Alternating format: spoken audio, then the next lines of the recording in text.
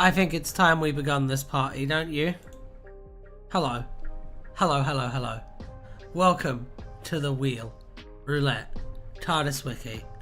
Those words, but in a different order, is the answer to this riddle. Hi. What are we talking about in the chat? Why are we talking about hijacking vehicles? Let's have a look. Oh no. Hang on. Oh no. Attending live from a car. Be safe. Be safe. I'm glad you're not driving. Do not listen to the people telling you to hijack the vehicle. I'm being told to be gay and do crimes. That's fair enough. But don't hijack the vehicle. There are other crimes you can do, surely, in Minecraft. One of those isn't too hard, won't say when. So yeah, how is everyone doing today? Is everyone looking forward to TardisWiki Wiki Roulette? Because I know I certainly am. Kit 10, what if K9 was a cat? Yeah, that sounds like it's worth a punt on the wheel. I can put that on. Rassilon's Owls. Oh my goodness. Yeah, let me just Drink Stirrer. Economy. Sea Wolf TARDIS landing site. Okay. Washing line. Deaf World. I think those are all good now. The wheel. Yes, the wheel indeed. The wheel is here. In all of his glory. Alan is here and ready to party. Is wokeness allowed on this stream? Yes. Yes. The more wokeness, the better. We welcome all forms of wokeness on this stream. What ones did you have? Temps on Tar and Battlefleet. All right, yeah. I'll grab that right now, Xavier. It's all good. I'm glad that we're fattening up the wheel again. I do worry about him eating, you know, his routine and stuff. It's very important. It's very important. Yeah, he has a very high pressure profession, so woke liberal. We can only be the wokest wokers that have ever worked. That is true. That is 100% true. Okay, let's see. Do we have any more that we would like to add to the wheel before our first spin? Has there been any Doctor Who news? There was the proms, I guess, that happened. Anyway, yeah, do we have anything else that we want to do? I just see Krampus going around and around and around. Krampus next to Liz Truss. What a combination. That wheel is so fat that J.K. Rowling is about to turn it into a fatphobic stereotype character in her next book. That's very possible, yes. That is entirely possible. Something liberal agenda, something. Yep, that is a scathing indictment of the radical left. The proms mini-zone stuff. I didn't see that. Was that a thing? That's cool, I guess. Did you add the new ones above? Let me see what new ones above there are. Yes, I think I did. I hope I did. Might have also just spent that time gabbling. Entirely possible. In fact, you might even say it's probable. No, I added them. We're good. I'm not sure if they're properly formatted, so they don't show up as all one entry, so I need to make sure that that's not the case. But I think we're good. And I think we should also stop wasting time and spin this wheel. There have been a bunch of new skits. Well, that's fun. I'm not going to watch them on the stream, though, because I don't want to get copyright claimed. My dream is a hemispheric common market with open trade and open borders. My queen, Hillary Rodham Clinton. I love you guys. All right, let's go. Yeah.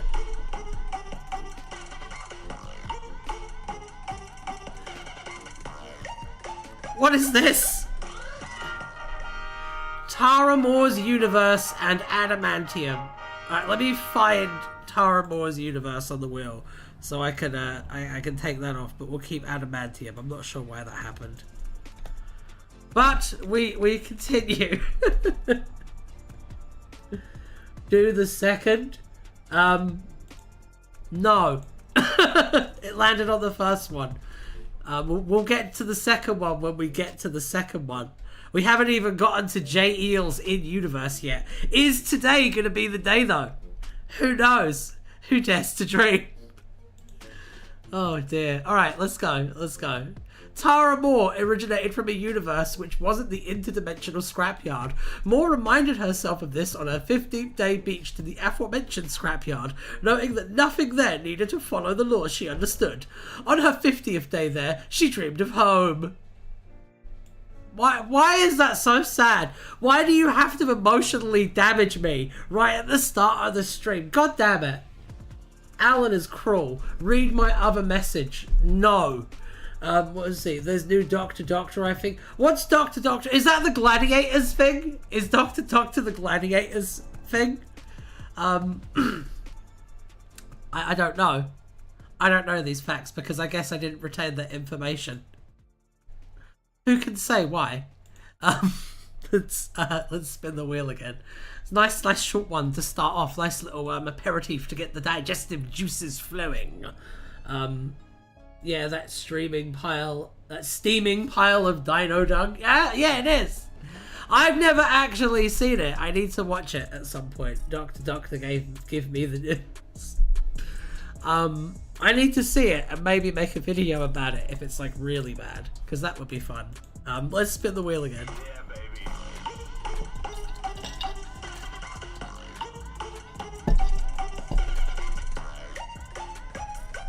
Is it the never-ending story?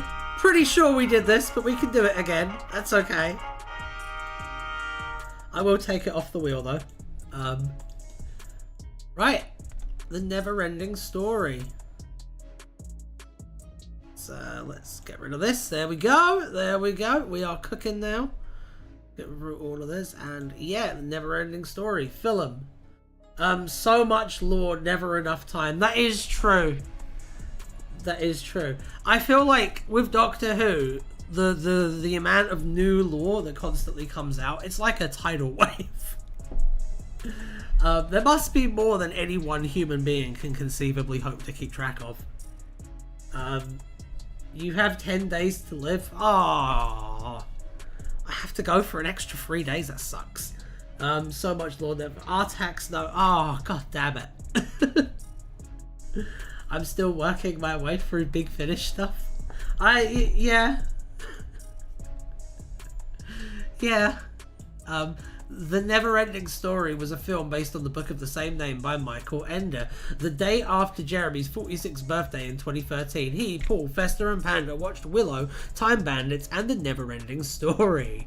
When 107 Baker Street began disappearing due to a collapsing timeline in 2020, Andy Davidson said it reminded him of the nothing from The Never-Ending Story, and how it swallowed up everything. He admitted he always cried when the horse died. That's not. Why would you admit that? If you don't cry when the horse dies, you're like not a human being. One of the characters in the film is the childlike Empress. There is a fan theory that the Empress later became the timeless child and ultimately the Doctor. Actress Tammy Stronach, who played the Empress in the film, has said she approves of this. Who came up with that? Who came up with that? My goodness. My goodness. I love that it made its way to the wiki though. That is quite funny. Right, let's get back to the wheel, shall we? Let's do that. It seems like it's probably a good idea. Probably. I say that now, not knowing whatever's next. Yeah, baby. Only one way to find out though, isn't there?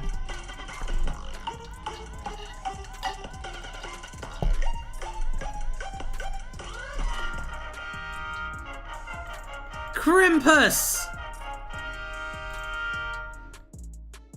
It's exactly the right time of year to be looking at Krampus. Alright, let me just switch over to the wiki real quick. Haha! Ha ha ha ha! What a handsome fellow! Krampus, or the Krampus, was a companion and servant of St. Nicholas in Austrian and German folklore, representing the dark side of Christmas. Whoosh! Existing perpetually in the shadow of the saint, Krampus engaged in various schemes to try and overpower Santa Claus and Christmas, and was counted as a member of the Pantheon. As what? Wait, what? What? Seriously?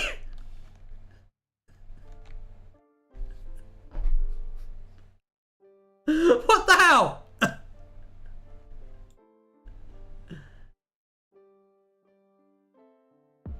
What a I did not know that I was misgendering Krampus. I am so sorry.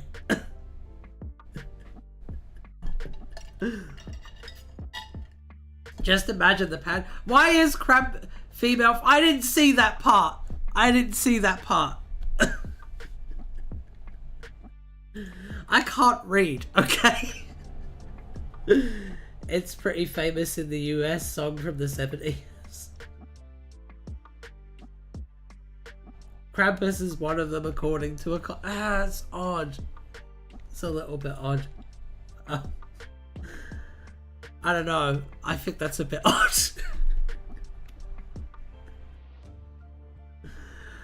Most accounts depicted Krampus as male, but during their battle with the 13th Doctor they would refer to as female, though their human persona, Mr. Henderson, was male, much like the Uncle Krampus disguise the entity had used to trick Veronica Stackmore. Krampus had various agents and minions, including the goblins, Otto, Ludwig, and Siegfried, as well as a swarm of smaller, more imp-like minions of Krampus, like fellow Pantheon member, the Toymaker. They could... oh, I'm sorry, I misread that. I told you I couldn't read. I thought that the article was saying that the Toymaker was a minion of Krampus. In which case I have vastly underestimated Krampus's power level. I recently found out that Brits don't have lemonade, and that was weird. We do have lemonade, though you don't. You have Sprite. Just found out Yanks don't have tea. Guys!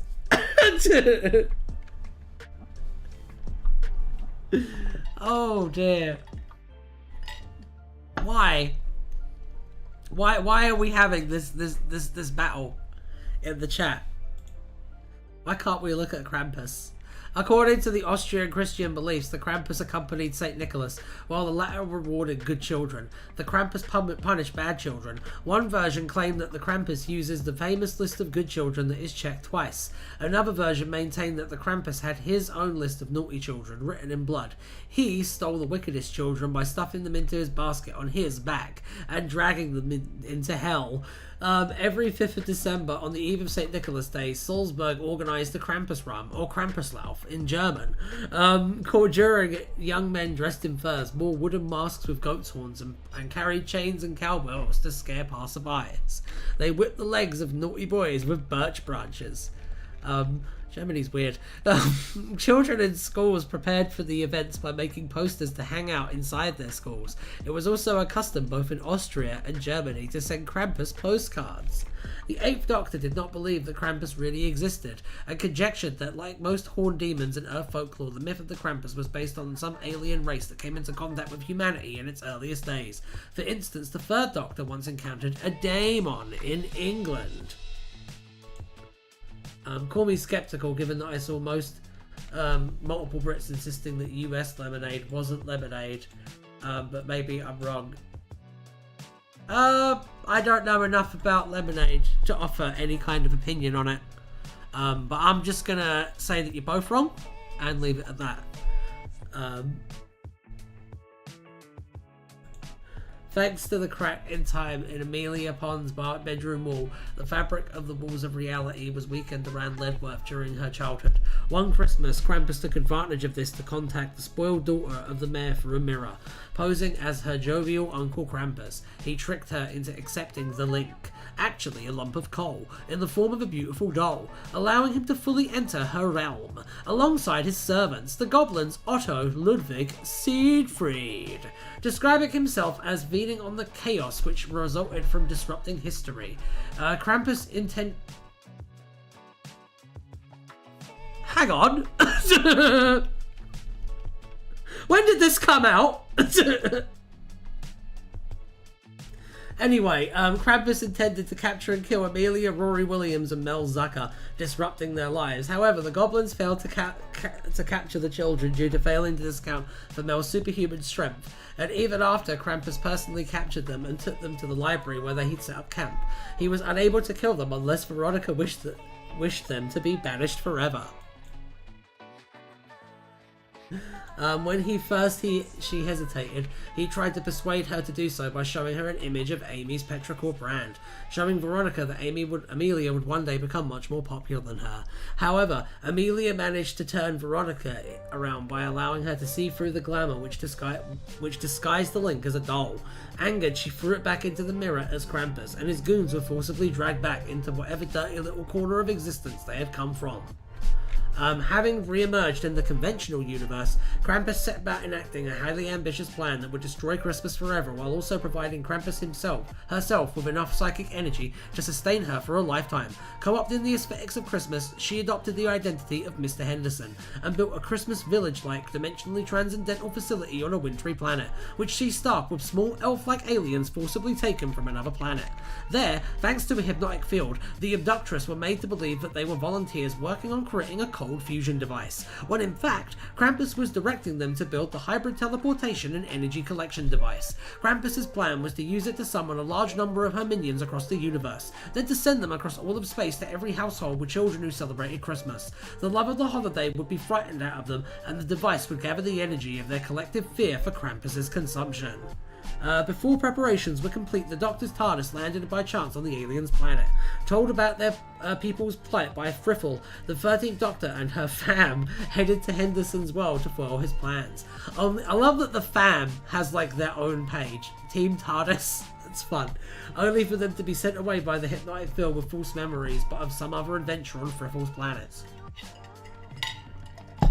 However, each of the time travelers had come away with different false memories. A little while later, comparing stories, they realised something was amiss and returned to Friffle's planet, then to Henderson's world, now armed with devices to deflect hypnotic waves. They were captured by Henderson and thrown into a jail cell, but escaped with the help of Baxter, one of Santa Claus's elves who had been sent to investigate Henderson's activities. Sneaking into Krampus's office, they found her list of every Christmas celebrating child, then witnessed Henderson shifting back into her true form, allowing them to figure out the entire scheme. While Yasmin Khan created a distraction by using the 13th Doctor sonic screwdriver to disrupt the hypnotic field and give all the workers and guards their own minds back, the Doctor rewired the unfinished transportation device to suck all of the minions back whence they came. The Krampus declared herself beaten for now, but swore she'd get her revenge on the Doctor before willingly jumping into the portal to follow her army. The 5th Doctor and Vislor Turlo once tried to prevent an alien who impersonated Krampus from eating children in Salzburg during a Krampus run.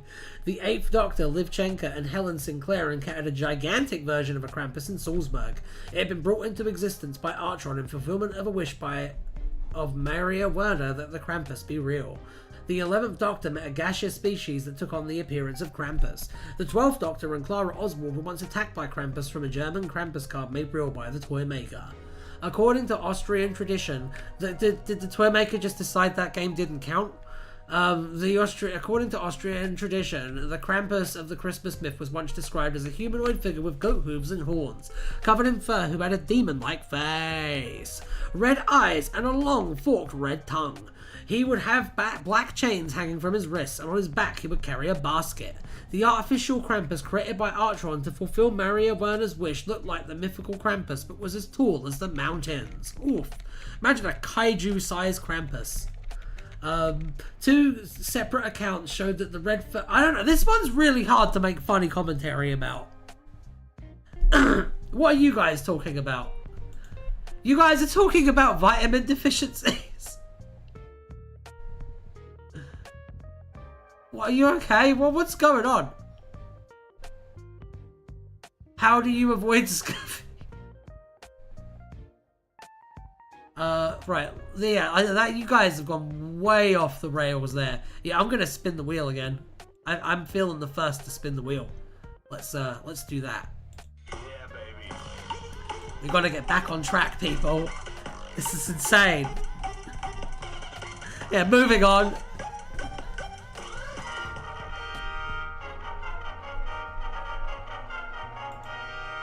God damn it.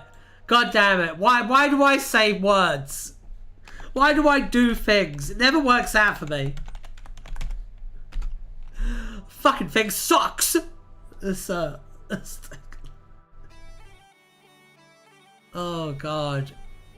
I know I'm about to get like mind fucked, and I'm not here for it. I'm scared, guys. I'm scared. Can we do deja vu? No. No, we cannot do deja vu. Okay? Can't do it. Not happening. Alright, let's look at this one. Eternal return, also known as cyclical time, was the concept that history repeated itself in similar forms countless times. By some accounts, this was how Gallifreyan history and also time functioned. Indeed, the same patterns turned up all over space-time, which explained the similarity between Haitian voodoo and the faction paradox. Another example was the similarities between the life stories of the Doctor and the Devil, of which were so great that some cultures believe them to be one and the same. I think that the similarity between Haitian voodoo and faction paradox is cultural appropriation, but that's just me.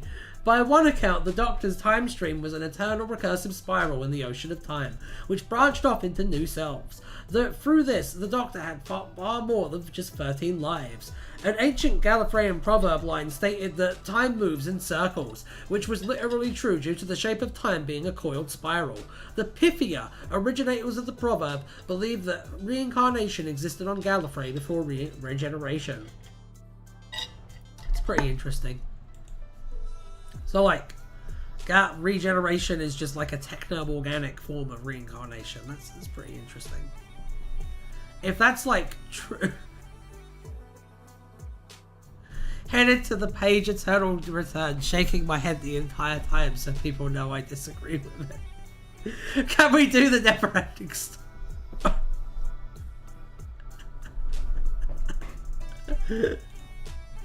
See, the problem with this, Xavier, the problem with this is if we subscribe to this theory of eternal return and that everything is just constantly going through a cycle, then that means that it never, ever, ever landing on J-Eels in universe is part of the recursive cycle, which means that it's never going to land on J-Eels in universe, ever, ever.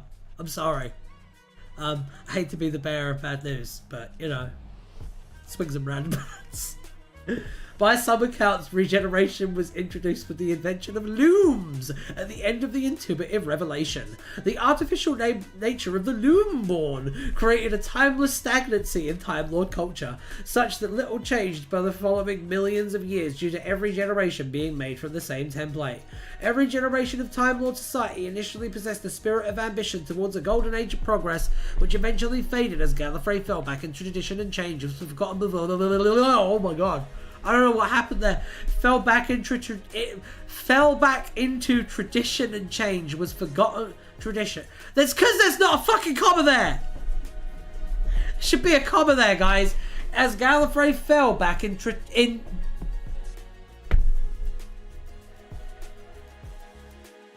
fuck. As Gallifrey fell back into tradition and change was forgotten before the pattern repeated. Ultimately, the society into which the first Doctor was loomed had the same structure and institutions as the society which Rassilon established 10 million years earlier. This pattern would continue beyond the Doctor's lifetime, with even the final generation of Time Lords, the children of Casturba being said to fit within it. Even monumental events, such as Gallifrey going to Time War, seem to be caught in this repetition, with aspects of the ancient Time Lords bearing notable resemblance to the Millennium Wars and War in Heaven. Some time travellers would notice that they sometimes repeated the exact same events in different contexts. See, like, I really like this idea, and I think it explains a lot about traditions. Nahawin, why do you disagree with it? Why do you have a problem with this? I want to be loomed. Can you add plain J-Eels to the wheel again as a funny prank? No, because it will land on that again. Okay. That does actually sound kind of funny. Hang on.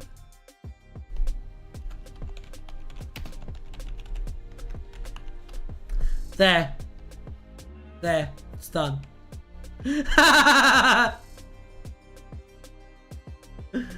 Okay, let's do this. Yeah, Chaos always wins in something blue audio. We know this. We already had Panda. It's getting removed from the wheel. I'm spinning again. Fuck you.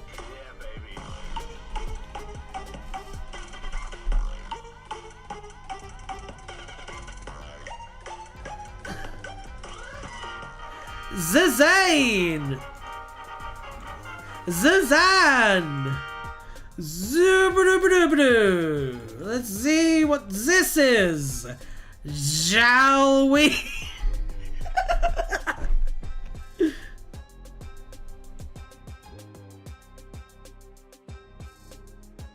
You said you continue. Oh, fuck! Did I? Okay. Well, I guess Zazane! Wait! I guess Zazane will just have to wait. Because we're going to look back at Panda's page. Thank you for reminding me, Xavier. See, this is how it works. You know, I run the stream, but you guys hold me accountable. It's beautiful. It's just like the American experiment, you know? Alright, I'm looking up Panda. TardisWiki Wiki Roulette is run through a very intricate system of checks and balances, which allows it to be run with the highest level of ethical clarity. Panda, an old, erudite, rakish, self-professed art critic, was commonly identified. I already read this bit, fuck. No, we're not getting in the weeds. Tell me which part to read. Tell me which part to read. Do it. Which section do you want me to read this time? Because there's so many. Do you want me to read Further Travels with Panda? Do you want me to read Lionel Pando? Do you want me to read Living with Paul Mars and Jeremy? Do you want me to read Clockwork Panda? Do you want me to read Facing the Future Iris? Do you want me to read A Secret Mission? Do you want me to read Adventures with Iris and Tom? I'm pretty sure I already read that one. Do alternate pandas? Alternate pandas is a good suggestion. I like that one. Let's look at alternate pandas. There we go. You know, I hope you like the little bits I do, because that do you want me to read like fucked up my fucking throat like very badly. I really hope it was worth it, is all I'm saying. You know, alternate pandas. Lionel Pando. One alternate version of Panda was the villainous Lionel Pando, who used Iris's bust to summon an army of alternate pandas to San Francisco on New Year's Eve, 1999. Among the countless versions of Panda to emerge were vampires, cyborgs, and giants, who Pandao intended to use to conquer the multiverse. It's a pretty good plan. I'd be terrified of like an army of multiversal pandas. Imagine, just imagine the horror. The sheer, like, butt-clenching existential horror. Producing real value. Why the hell is that lowercase? I don't know. It's not my fault. Others Panda theorized to have brought through the rift were traffic cop Panda, construction worker Panda, and Native American Panda during his mocking of Panda's plans. All pandas were shown to have an aversion to tonic water, demonstrated when Iris poured a whole bottle onto a vampire panda that had been assaulting hospital visit. Wait, when they say Native American Panda, it's an audio, so they didn't have like a white actor doing like a terrible Native American voice, did they? They didn't do that, did they? I feel like they did that. Because this is probably really early. Whatever it is. It's a YMCA joke. Oh! I'm a dummy. I'm a big dummy. How could I miss that it was a joke about the Young Men's Christian Association?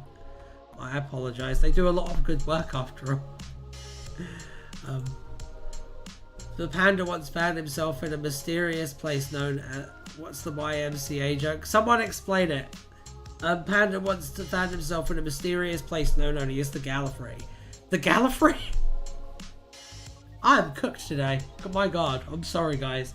And Mr. Hart kept repeatedly luring Panda into other worlds, in a ploy to capture Panda within a painting. In these worlds, Panda experienced being the other versions of himself, including Chef's Panda. This version of Panda hosted a show called What the Fuck Do You Call That? Before his eventual death by choking on stuffing.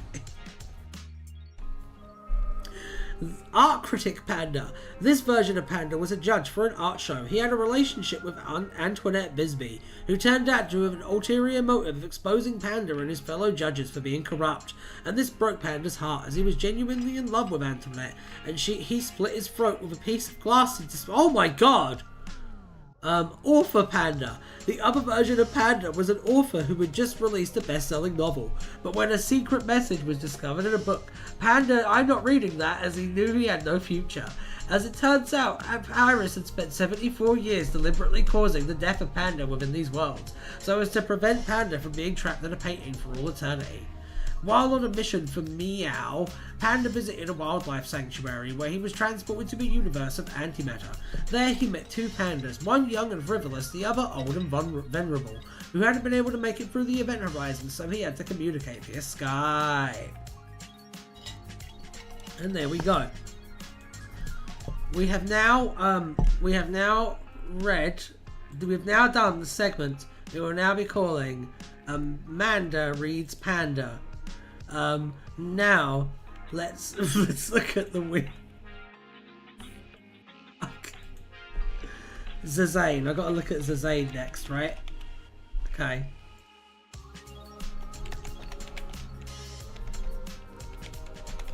Yeah, we'll look at Zazane. We'll take a look at it. Look at that. Right. I'm scared, guys. I'm very scared. Okay. Zazane was Miranda Dawkins' daughter. After escaping the destruction of the Cancellabates time station in the Jonah, Zazane and Sol suffered complete amnesia. They landed in a London scrapyard in 1963, and the Jonah changed appearance to that of Metropolitan... What the fuck? Metropolitan Police Box. Sol took the form of an old man and believed he was called the Doctor, and Zazane decided she was his granddaughter. They began to travel together in that universe, one of many alternatives now free and wild in the post-war universe. Zazane is based on many descriptions of Susan Foreman in the Doctor Who memo. Her name sounds like Suzanne, as daughter of the Empress of the universe. She is a princess, and she is the Doctor's granddaughter. Oh, okay. There we go. We learned the thing. I guess. Oof. My goodness. I mean, what in the world? How haven't I heard about this? Yeah, this one was pretty interesting, actually, right? Let's take a look at the wheel now, shall we? Because you know, we've done quite enough on this Zazane page. I don't know who this Zazane is, and I certainly don't want to. Well, it was only in the one book. Yeah, that's not even enough to, like, do a factoid on, man. No. I see Jail Universe in there. Do you see it? Like, right here. Right here. Don't you think it, like, it mocks you? Its existence up there? Like, don't you just wish it could be, like, landed on and, like, scrubbed out? And then you don't have to feel that little bit of tension in the back of your neck every time we spin the wheel? Wouldn't that be, like, the best? Maybe this time. Probably not.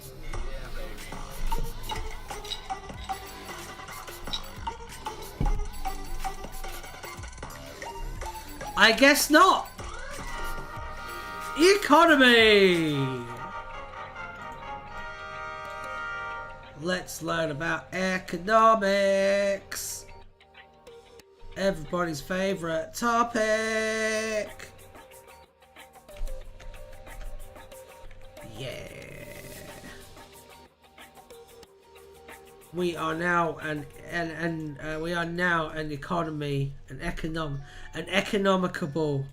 YouTube channel. We're economists now. Oh dear.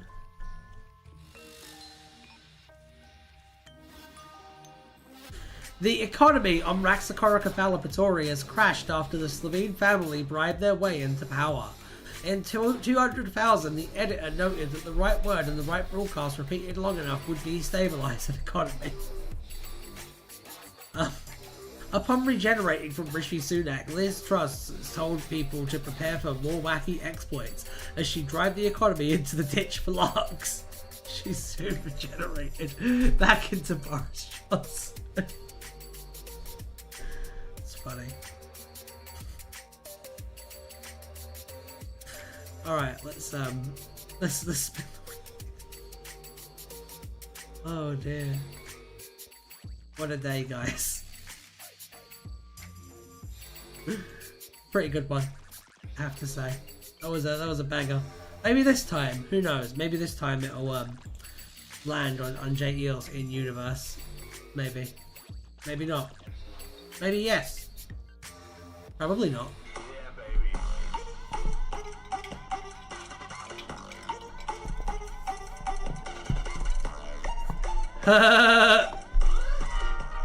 Nope! Spinning again!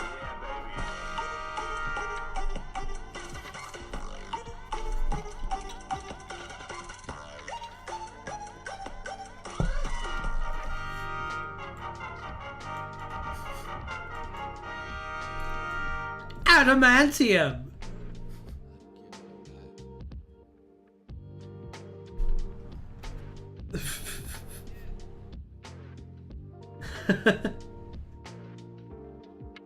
It's important, so is this mine?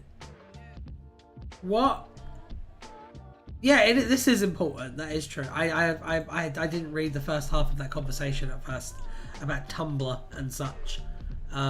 Adamantium was a durable substance. The crown of Chirac was placed into an adamantium casket. While possessing Siobhan Sadler, the diadem attempted to place itself into an adamantium vacuum in case to avoid destruction. Pros legacy. An undercover agent posing as Beltenpest dreamed of an event where he used an industrial blaster with a beam focus to cut a door-sized hole into an adamantium wall. Ross Forrester once tried to kick in the rotting wooden door to the 16th century church that served as Dandelion's lair. It had a hidden adamantium core which left her leg feeling like it was on fire. The adamantium was a spacecraft belonging to the Consortium, a mineral mining organization. Other realities. Earth 92131. In Earth 92131, Wolverine, a mutant and member of the X-Men, had adamantium claws. When discovering how to deal with Proteus, he suggested that they could take him out if they couldn't find a way to reason with him, brandishing his claws to demonstrate his effort. Wait, why, what the fuck? Why? Why? Why is Proteus? Why is this episode of the Doctor Who universe? What?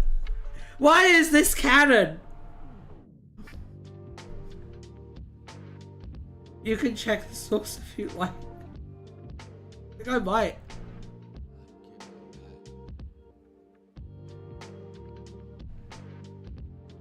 Proteus, the 4th and 5th episodes of the 4th season of X-Men the Animated Series, formed a 2-part storyline broadcast. Notably, it was a crossover with the Doctor Who universe as it featured Fascination, originally a member of a team of multiversally travelling mercenaries known as the Special Executive, who debuted in the Doctor Who Weekly Comic 4D. What the fuck? Huh. Okay. It's pretty interesting. Why can I see the Pantheon? That's a good question. Why can you see the Pantheon? Oh! Because I had that open before. There you go. There you go. Back to normal. Thought that page... That was a surprise. Yeah, this is a good page. This is a good page. Let's keep reading. This is a banger. Let's keep reading. When Proteus created a large hand to pick up Moira McTaggart, Wolverine rushed in and threatened him with his claws, leading Moira to insist that he doesn't hurt Proteus, and revealing that Proteus was her son. Wow, what a plot twist. Now I don't need to watch Proteus. Wolverine later attacked the hostile gorilla Proteus had created from a nearby rock with his claws, which proved effective in taking it down. Wolverine then swiped at Proteus with his claws, only for him to use his powers to transform Wolverine in his claws, melting him into a puddle before reforming him, something which evidently distressed him. It's fucking funny. Adamantium is a fictional alloy that originated in Marvel Comics, notably being bonded to Wolverine's skeleton and claws. Right, let's spin the wheel again. Oh dear. Alright, that was good. That was a good page. Oh my god! Yes! It turns out all that teasing was actually foreshadowing, everyone. It happened. It finally happened. Oh my god. Wonderful. Absolutely wonderful. Oh, it was an honor and a privilege to remove that from the wheel. Let's go find out what this is about. I'm looking forward to this. All right, this should be very interesting. Jay Eales was apparently a mangaka and an award-winning journalist who worked for Minija sometime in the 20th century. He had been shortlisted for the British Fantasy Award twice and had received the Adamantine Badge for extreme clever clockery. Prior to being Jay Eales, he had been Duncan the Shining, a god of the Protoverse, and a saggy-assed Cyberman. When he eventually became Jay Eales, his career included being a magician who rivaled Mitchell and Webb and being a sales representative for the Airzone Corporation. J.U. once used elves to repair shoes in Northampton, then performed manual labour and policing, although from all of these occupations he worked on stories, such as comics co-written with Alan Moore and Al Davison and for American Splinter. Jay also had dinner with Tim Bisley and Daisy Steiner, fought 4 Doctor Who's with Kurt Nightcrawler Wagner, and had apparently been the cause of Doctor Who's cancellation in 1989 by fiendishly editing a charity fanthology, Walking in Eternity, in the year 2000. Jay had also once been a head in a jar but recovered.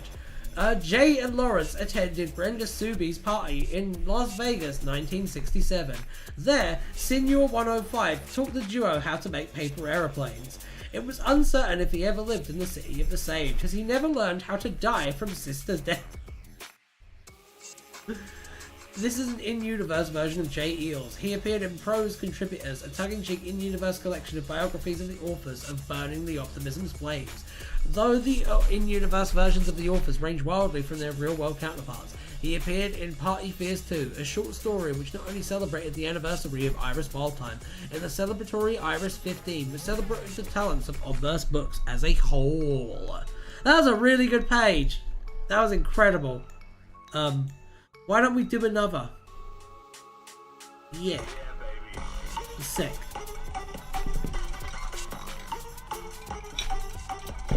This man is a menace. I know. Absolute menace. It's the cut washing lines.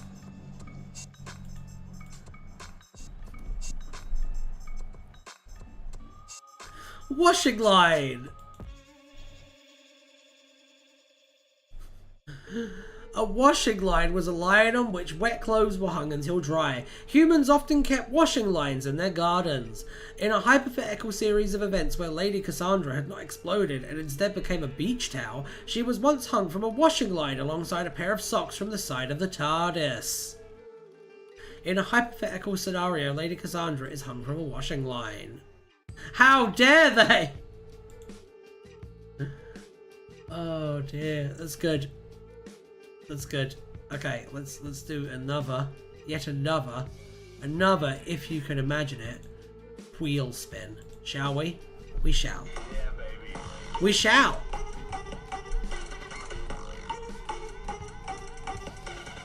Imagine if it landed on J Hills again. Let's take a look at this one. Boom. Death World. The world of death.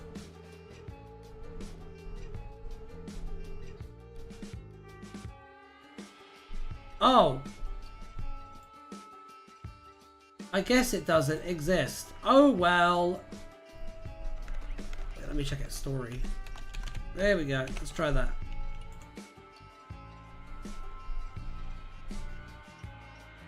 Is this it?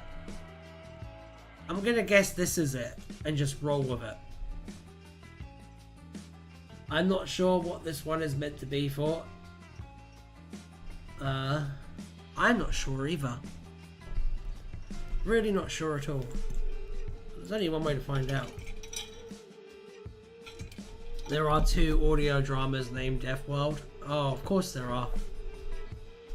Oh, of course there are. Death World was part of the 8th series of the Lost Stories, produced by Big Finish Productions. Although it was numbered as the first story in the series, it was the second to be released.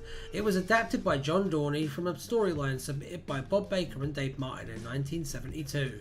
The Doctor was dead, to begin with, killed alongside his beloved Joe Grant in an explosion in the unit labs. But Time Lords are notoriously hard to kill. You know what aren't though? Joe Grants. Because the unit under siege, the Brigadier is rescued by 2 of his familiar faces. The Doctor he first encountered, fighting the Yeti! And Jamie McCrimmon. He was fighting Jamie McCrimmon with yet one more waiting in the wings. They are all pawns in a deadly game of chess, played by a being more powerful than any they've ever performed. How are they going to nobble this guy? He's the most powerful bloke in the universe. And when you battle Death himself, can anyone even win? Yes, yes. You go for the joints. You go for the joints. He's a fucking skeleton. He's bones. Just push him over. God. No one ever thinks of that. No one ever thinks, oh, he's the Grim Reaper. Oh, he's really scary. Just shove him. Just shove him. I see there was no mention of Xavier getting in small trouble for the wikifying of contributors. I don't know about anything about that. Ah, back. I see we did J Eels. Yes! Not a single jellied eel joke. I'm sorry. I'm sorry. I tell you what. I'll do you a jellied eels joke right now, okay? How many jellied eels does it take to screw on a light bulb? None, because they're dead. Anyway, the second Doctor and Jamie are travelling together en route to Victoria Research Station as depicted in The Black Hole. Jamie wonders if recent experiments of the Sontarans may have affected the Doctor's mind, alluding to events of the 2 Doctors. Brigadier recalls meeting the second Doctor and Jamie whilst battling Yeti and Cybermen, as depicted in The Web of Fear and Invasion. However, they have yet to experience these events. The first Doctor attempts to use the TARDIS's emergency unit to move outside time and space, as the second Doctor did in The Mind Rubber. Why? you know what I'm about. The third Doctor notes this previously encountered a battlefield with soldiers from different eras as depicted in the War Games. The Doctors instigate telepathic communication by muttering contact, as first established in the 3 Doctors. Death mentions the Doctor's speech at his trial about his people not using their power, as depicted in the War Games. The First Doctor hopes the fast return switch works properly this time, alluding to its malfunction in the Edge of Destruction. After Death leaves, Jo and the Brigadier begin discussing the appearance of Mr. Ollis, and the Third Doctor asks about Dr. Tyler, setting up the events of the Three Doctors.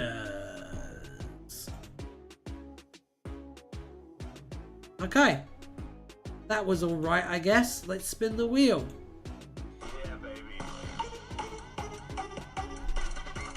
It's weird that it's just like a weird prequel to the Three Doctors. Oh god.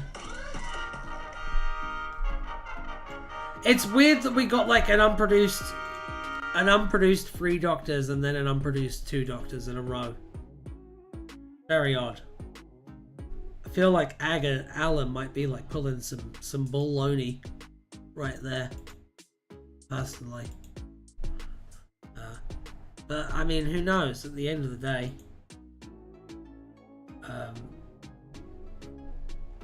Right, let's take a looky look. The Two Doctors was a proposed crossover between Doctor Who and the Marvel Comics character Doctor Strange. Oh my god!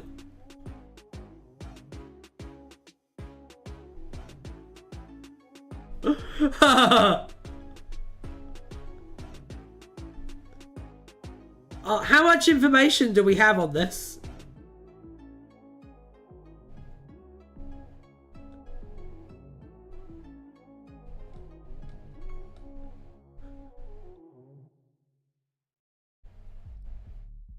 The Two Doctors was a proposed crossover. In 1991, Doctor Who script editor Andrew Cartmel, oh my god, pitched the idea to Marvel UK editor John Freeman. The plot concerned a rock band who made a deal with a demon to ensure their success.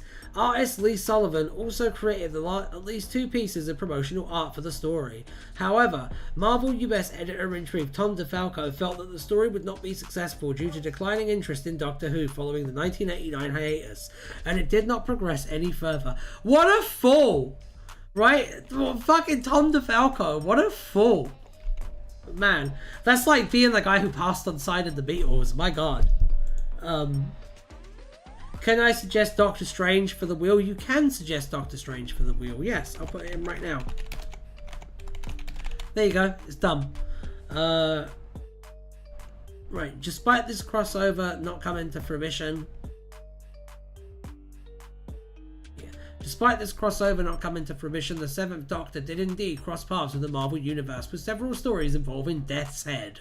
In 2018, after Lee Sullivan shared the art following Steve Ditko's death, Mike Tucker created a cover for a theoretical target novelization by Ben Abramovich, using Benedict Cumberbatch's portrayal of Doctor Strange from the Marvel Cinematic Universe.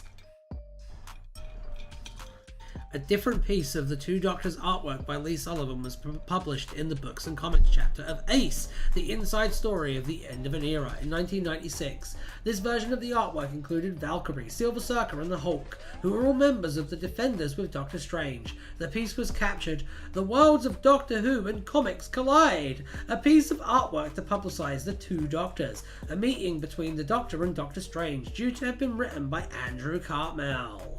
Let's have a look at the artwork. It's pretty good.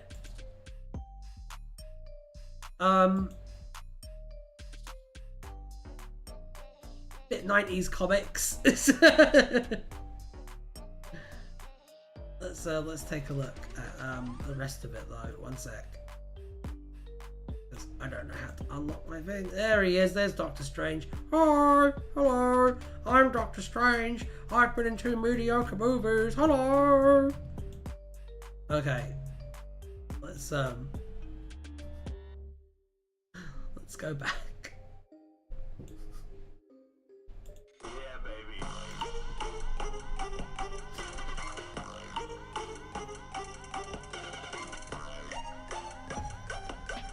36 Mortimer Avenue, eh?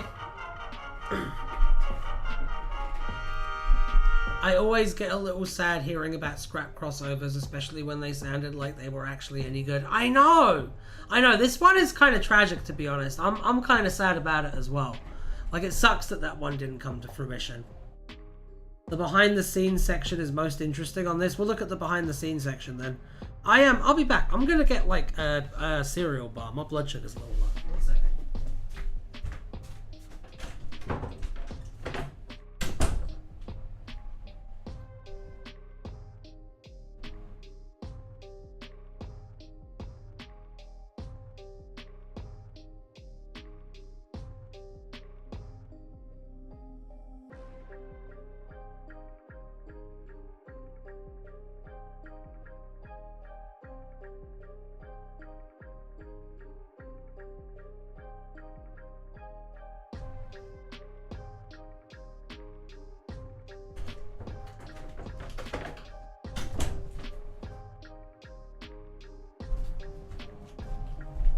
back.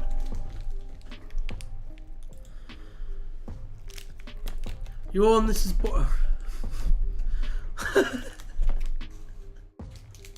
Let's post Alan smart.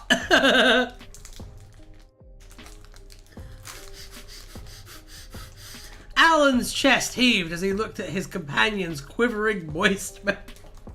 Why is it moist? Why is it moist? My goodness. Too woke.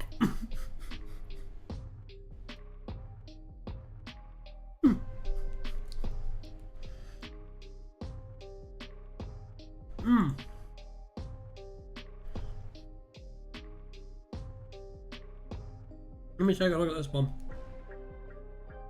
Let's have a look. And maybe, just maybe, we can learn a little lesson about life or two along the way. Wouldn't that be something? Probably not. Why is it stuck on this again? What are you doing? What are you doing, Tardis Wiki? My goody goodness. Alright, I'm putting it back now.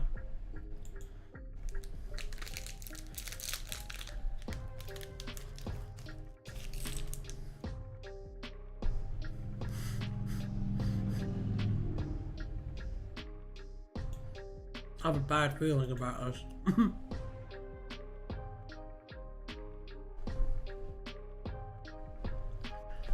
Located on a street in Sheffield, Graham and Grace O'Brien lived together in a terraced house, number 36. They lived with Grace's grandson, Ryan Sinclair. It had a postcode. There were several houseplants in the house, including a begonia and an aloe. A plaque on the outside of the property indicated that it was originally built in the 1890s.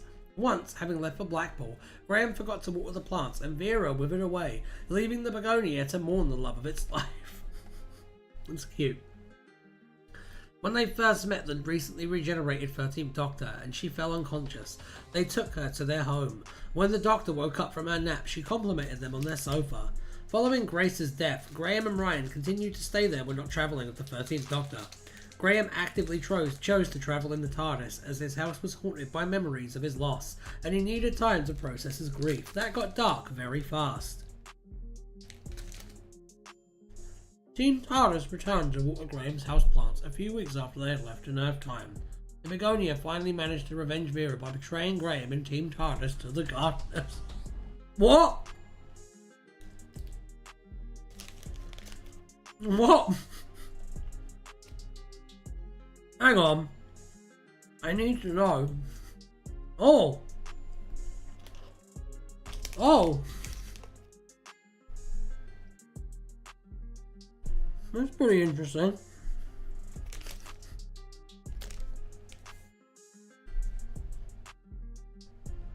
Wow.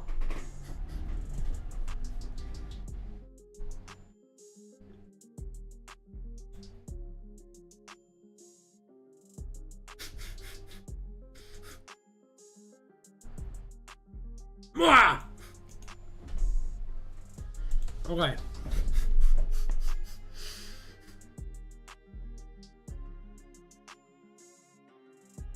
This was covered by Amorcus by the... Oh, I don't know who that is.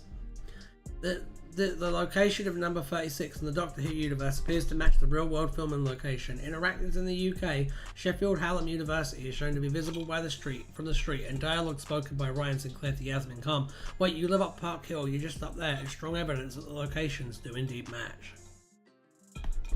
The exact address is revealed on various prop letters used in the production of arachnids. As 36 Mortimer Avenue, S29BK. This does establish that the name and the postcode of the street in universe are different, however. Though it's possible that a real-world location doesn't exist in the same geographic space in the Doctor Who universe, such cases are few and far between.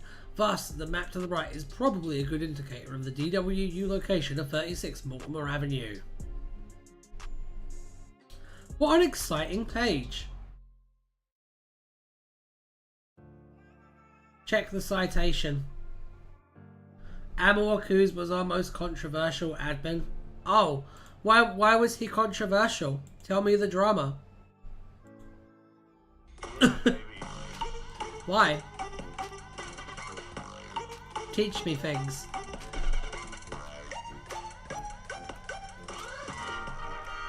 Alright, didn't we already do recursion? I'm pretty sure we already did recursion. Could be wrong. I'll know soon enough though. And then if I know, then we get another wheel spin. Yes! Yes, we have done recursion.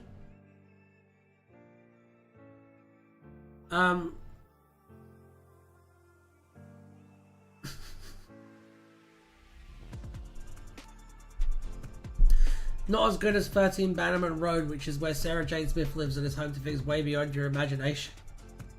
That Ryan, you imagined.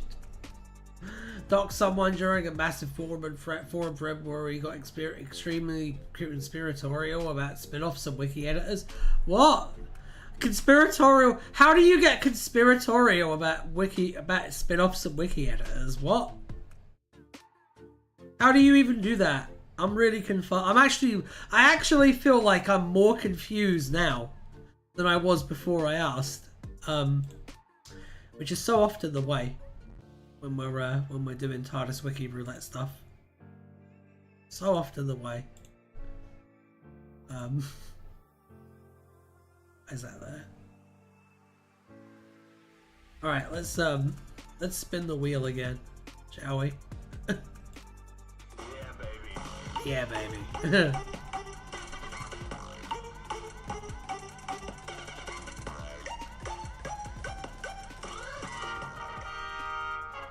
Oh!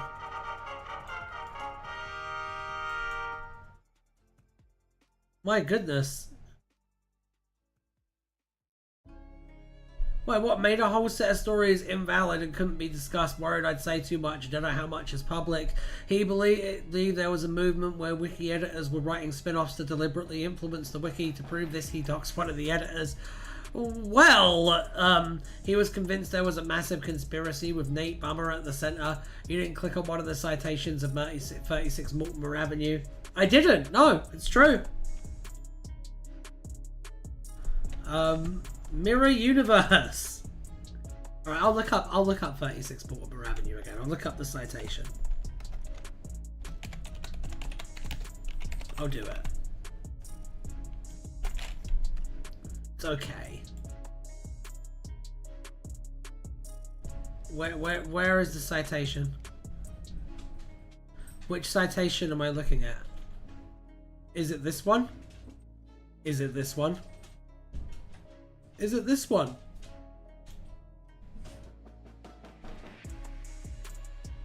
If anyone is doing that, it's BBV, not Nate or anyone like that. And the situation got messy, but fandom basically shut down any discussions about taking action against the admin, which was one of our earlier signs to jump ship. And I think it was more accusatory rather than Nate. We can't see the page right. I know! I know! Just give me a second. I'm trying to make sure it is. Where's the citation? Where's the citation? Where's the citation? Is it this one? Why is it an eBay fucking listing? Either one? Okay.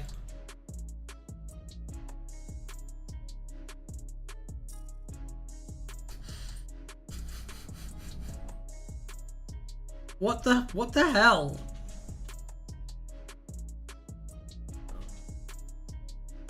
Where does citation? I don't know where citations live.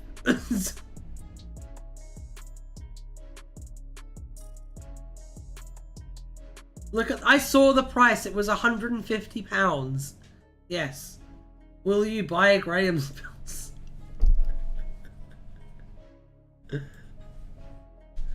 £150 for basically a piece of paper. Hey, I mean, people buy a lot for like screen use shit. It doesn't surprise me in the slightest. There is a fake baked beans can label for like £35. That's pretty good. It's worth it. Potentially, yeah, because potentially, like, that's like a good investment.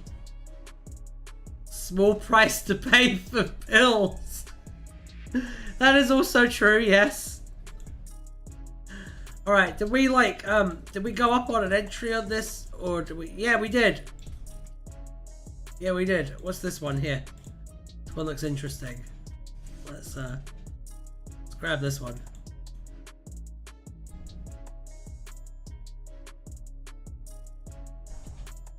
Recreate with a pen and paper. Let's see. Oh, okie dokie. Where am I looking? We're looking over here. Sorry about that, guys. I think we're good now, like, and you're going to be very happy about this, I'm sure. So, here, go back here, and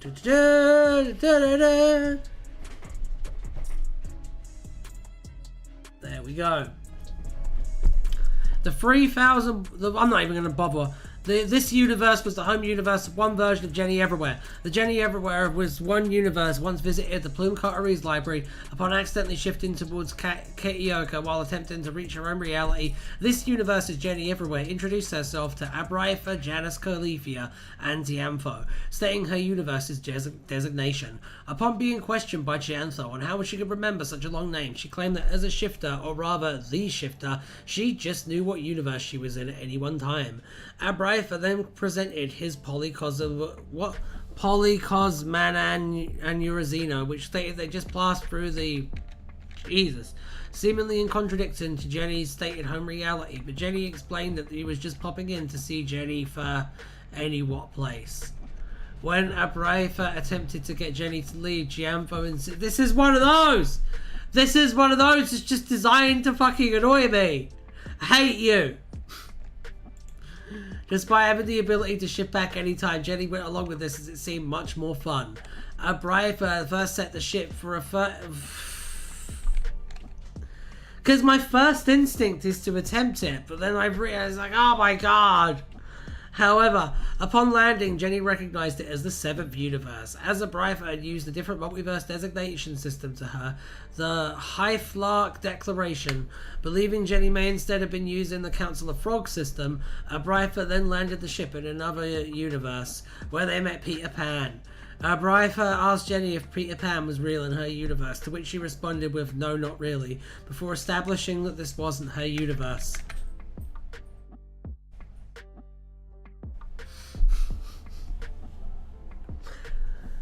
God damn it. I find it easy to... I find it easy to say the names, but it's a skill issue. It is a skill issue. Yeah, I'm not going to say it's not a skill issue. I don't have to like it. Gianfo whispered this to her, leading her to suggest that she was right, although Gianfo suggested it was too late to tell Abraifa. However, Abraifa landed the ship. The thing is, though, I also understand that, like, me struggling to, like, get through these is funny to you guys. So, I mean, it's kind of a give and take, you know what I mean? Jenny thanked and congratulated the pair on getting her to the universe, as well as thanking the ship, before meeting her girlfriend, and she left the cafe and hugged her. Yeah, like... I bitch and moan and I complain and I struggle to get through them, but that's because it's entertaining for you guys. Like, hasn't landed on Never Ending Story yet, has it? We have, actually. I'm sorry, that happened really early in the stream. But you can watch it later. Here we go. Let's spin the wheel again. Yeah, baby. Oh, I also need to get rid of that 2 Doctors one as well. We landed on this one before as well. No. Let me get rid of that one. And Kronkburger. Also, should not be on there. Okay. I'll watch it later. Yeah! Love it when people watch my streams later. And right now, too. So we're going to do 2 more, depending on length. And then I will bid you adieu for another evening. But let's go! Yeah, yeah, yeah, yeah. Could do a sneaky mirror universe while you're landing on stuff we've done, that is true. Oh my god, another one we've already done. Yeah, I'll do mirror universe. I'll do mirror universe. We'll do that. Because we keep on landing on ones we've already done. I'll do that. Jack the Ripper has a noble phantasm.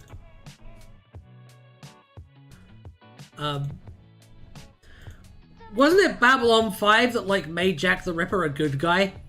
That was weird. That was a weird choice, J. Michael Straczynski. Anyway. The Mirror Universe, alternately capitalized Mirror Universe, was a parallel universe which contained doppelgangers of various residents of the Federation Universe. As Sergeant John Benton once observed, a parallel universe was some sort of mirror universe, like in that Star Trek episode where Spock had a beard. Amused, the Master called Benton's assessment succinct. Upon being brought to the Doctor's universe, Brad Boimer, a resident of another universe, asked if they were in the mirror universe, noting that he couldn't handle another doppelganger of himself. J.K. Woodward, who worked on Star Trek's crossover Assimilation Squared, released pieces depicting counterparts of the 9th Doctor, the 10th Doctor, and 11th Doctor in Terran Empire's mirror universes. Cool. That's, I'm gonna put Tina the Cleaner on the wheel then, if you're weirdly proud of that. So, let's see if it comes up, shall we? Why did that just go on to the analytics page there? God damn it. Why? Okay. Okie dokums, let's try that again. Why? Why are you doing that? There, my god. OBS just not behaving itself today.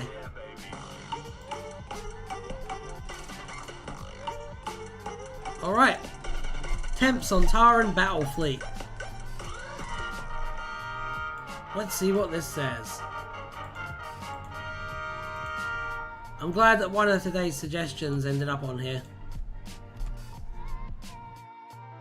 Oh, OBS Studio for the wheel. Oh my god. OBS Studio added to the wheel. There you go. I hope you're happy with that. This one I will love. Will I? Will I now? We'll see. We'll see. I do like Sontarans, and I do like fleets. I also like balls, and I noticed some balls here, so that's good. You can guarantee it! Ooh! The 10th Sontaran Battle Fleet, once known as the 10th Sontaran Battle Brigade, and also as the 10th Sontaran Fleet for brevity, was a Sontaran battle fleet encountered by several incarnations of the Doctor. The fleet, first encountered by the 6th Doctor in the 1980s, was led by Group Marshal Nathan before...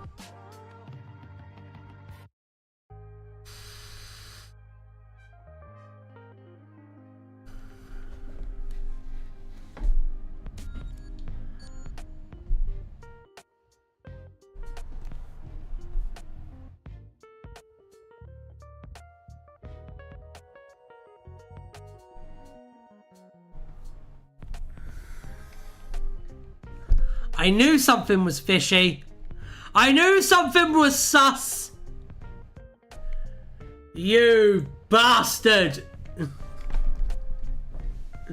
Alright. Just ignore Savile for a minute. No, I will not ignore Savile because the BBC ignored Savile for 50 fucking years. And look how that turned out. On the 23rd of February 1985, Group Marshal Nathan of the 10th Sontaran Battle Brigade and his subordinate managed to get inside the 6th Doctor's TARDIS with a Vitrox bomb, plotting to destroy the time ship after they tapped into the power cable to detonate the explosive device. After the Doctor accidentally transported Tegan Yavanka into the TARDIS, they set about isolating all the TARDIS's power to the control room to lure the Sontarans to them. Tegan accidentally transported Gareth Jenkins to the TARDIS, and the Doctor got Gareth to help lay a trap for the Sontarans. When the Sontarans arrived in the control room, Nathan immediately recognised Gareth's name for that of the leader of the Earth Defence Force, leader who would defeat their invasion of Earth in 2001. Nathan believed that they were the same individual, but the Doctor thoughts about how much respect Jimmy Savile deserves. Just suggested this was perhaps just a coincidence. They were killed by Gareth when he activated the trap which shot gas at the Sontarans, brutally killing them. Outside, the rest of the fleet was spotted by the TARDIS crew in space, but the incident was behind them in only a matter of hours.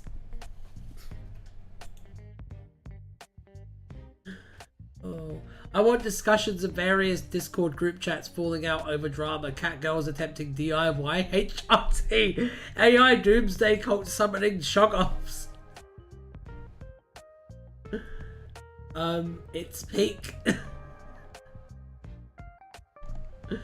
The Sontarans planned to turn Earth into a cloning world. Commander of the fleet took place from the flagship, which had many smaller support craft. The invasion failed, however, and the 10th battle fleet was destroyed, save one by the 10th Doctor and Luke Rattigan.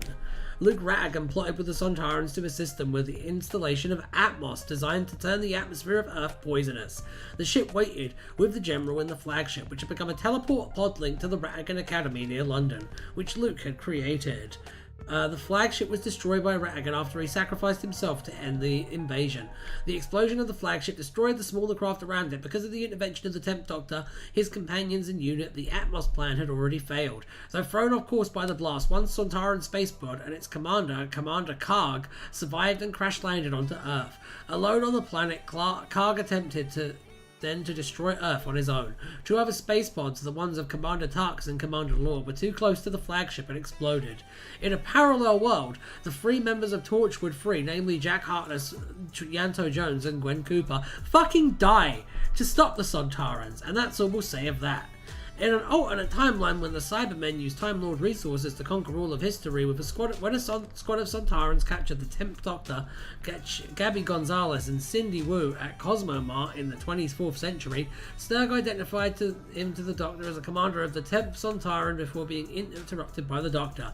Later, the Sontaran Prime referred to the Doctor as Field Marshal of the last great Sontaran war fleet. Whether these names were referring to the 10th Sontaran battle fleet was unknown. The fleet's debut isn't as straightforward as one might imagine. In 1995's A Fix with Sontarans, a joke group Marshal Naven identified himself to the 6th Doctor as being part of the 10th Sontaran battle fleet. In 2009's The Sontaran Stratagem, the 10th Sontaran battle fleet was seemingly introduced. However, this group may have been intended to be one and the same with the aforementioned 10th Sontaran battle brigade, for reasons such as the name sounding extremely similar and the fleet being in operation at the same time period, the 20-ish year time span from 1985 to 2009. However, acknowledging these groups as one and the same on this wiki was a matter of conjecture historically, as the original version of A Fix with Sontarans was deemed as an invalid source, meaning that this wiki does not treat it as an acceptable source of writing ostensibly in universe articles. You know what though? I'm still going to make a joke about it in my next Sontaran lore video! Due to the fourth wall breaking ending, as well as the lack of strong in-universe connection to confirm the link. The short story Fix in a Hole was of no use either, as it didn't mention the fleet by name, just an offhand reference to the Sioux Sontarans from A Fix with Sontarans. It was only in the 2022 recut of A Fix with Sontarans that the story became valid, due to the fourth wall breaking ending being removed and replaced with an all-new scene, that the story became a valid source, thus meaning that the groups could be considered one and the same. Furthermore, the new ending dispelled all doubt that the groups were the same, as the new scene featured the 6th Doctor explicitly identifying the 10th Sontaran Battle Brigade as a battle fleet, meaning brigade and fleet were likely just synonyms in the Sontaran lingo.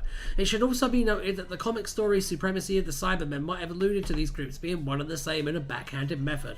Sturg identified himself belonging to a group of Sontarans whose names began with 10th Sontaran, before being interrupted by the 10th Doctor. This could easily be an attempt to conflate the groups subtly. Okay, the subtitles for the 2022 edition of... Why is there a 2022 edition of A Fix with Sontaran stylizes the name as the 10th Sontaran Battle Brigade? Ah! That's so funny! You fucking cowards! According to not valid Straxter Field Report, The Doctors, the 10th Sontaran battle fleet was crewed by Sontarans from the same clone batch as Strax. They are insistent! The 2022 version removed Savile. I rest my fucking case. Cowards. Right, I don't think we're going to top this one. So I'm going to say that this is the end of the stream. However, Please like, subscribe, join the Discord if you can, and failing that, check out Tardis Wiki Roulette, or not Tardis Wiki Roulette, check out Write a Doctor Who from Scratch. This Thursday, you all voted for it, which means that you're getting it. And until then, bye!